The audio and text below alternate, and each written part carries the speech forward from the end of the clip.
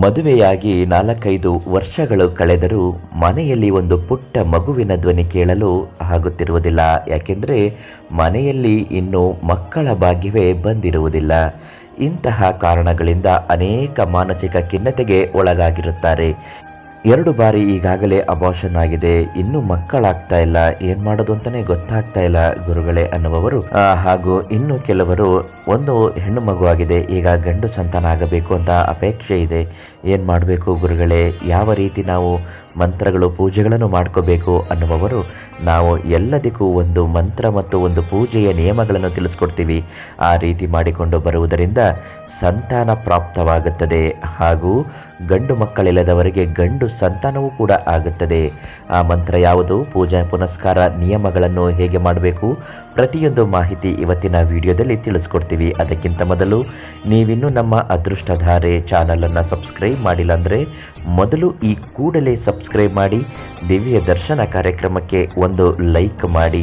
ನಾವು ಹಾಕುವಂತಹ ಪ್ರತಿ ದೈವ ಮಾಹಿತಿಗಳು, ಸಮಸ್ಯೆಗಳ ಪರಿಹಾರ ಮಾಹಿತಿಗಳು ಉಚಿತವಾಗಿ ನಿಮಗೆ ಲಭ್ಯವಾಗುತ್ತೆ. ಯಾವುದೇ ಸ್ತ್ರೀ ಪುರುಷ ವಶೀಕರಣಕ್ಕಾಗಿ ಯಂತ್ರವನ್ನು ಸಿದ್ಧಿ ಮಾಡಿಕೊಡುತ್ತಾರೆ. ಪ್ರಧಾನ ತಾಂತ್ರಿಕ್ ಕೀರ್ತಿ ಪ್ರಸಾದ್ ಗುರೂಜಿ ಅವರಿಗೆ ಒಂದು ಕರೆ ಮಾಡಿ ಕೇಳಿ ಪಡೆದುಕೊಳ್ಳಿ.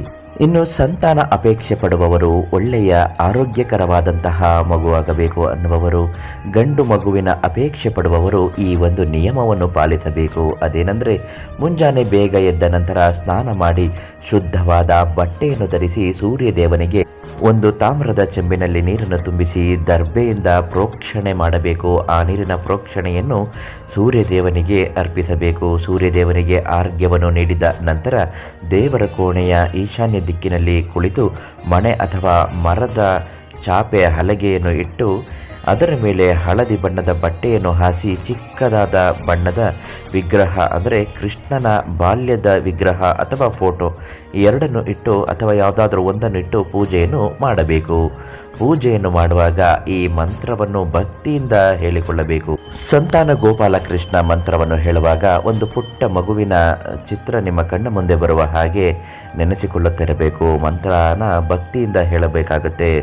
ವಿಗ್ರಹಕ್ಕೆ ಪೂಜೆ ಮಾಡುವಾಗ ಈ ಮಂತ್ರ ಹೇಳಿ: ಓಂ ಶ್ರೀಂ ಹ್ರೀಂ ಕ್ಲೀಂ ಗ್ಲೌಂ ದೇವಕಿಸುತ ಗೋವಿಂದ ವಾಸುದೇವ ಜಗತ್ಪತೆ ದೇಹಿ ಮೇ ತನಯಂ ಕೃಷ್ಣಾತ್ಮಹಂ ಶರಣಂ ಗತಃ. ಈ ಮಂತ್ರವನ್ನು ಭಕ್ತಿ ಶ್ರದ್ಧೆಯಿಂದ ಹೇಳಿಕೊಂಡು ದೇವರಿಗೆ ಪೂಜೆ ಪುನಸ್ಕಾರವನ್ನು ಮಾಡುವಾಗ ಯಾವುದೇ ರೀತಿಯಾದಂತಹ ತೊಂದರೆಗಳು ಆಗದೆ ಒಳ್ಳೆಯ ಆರೋಗ್ಯವಂತ ಸಂತಾನವನ್ನು ಕರುಣಿಸು. ಗಂಡು ಮಗುವಿನ ಸಂತಾನ ಆಗಬೇಕು ಅನ್ನುವವರು ಆ ವಿಗ್ರಹಕ್ಕೆ ಅರಿಶಿಣವನ್ನು ಹಾಕಬೇಕು.